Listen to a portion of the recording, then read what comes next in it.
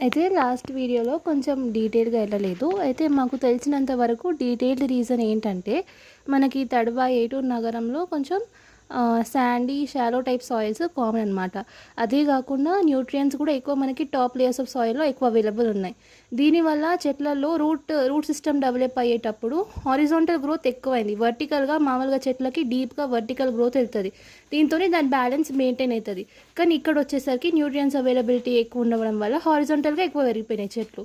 అదే గాకుండా చెట్లు పక్కన దగ్గర ఎక్కువ ఉండేసరికి లైట్ కాంపిటీషన్ వల్ల వర్టికల్ గ్రోత్ ఎక్కువొచ్చింది. అంటే బోల్ యొక్క హైట్ ఎక్కువ పెరిగిందనమాట.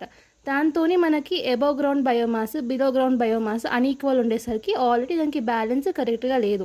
అదే గాకుండా 31st రోజు ఇండియాలో ఎప్పట్లో జరగని ఫినామినా ఆ రోజు సడన్‌గా వచ్చేసరికి మీటియాలజికల్ డిపార్ట్మెంట్ కూడా మనకి ముందు వెదర్ ఫోర్‌కాస్టింగ్ ఇవ్వలేకపోయింది.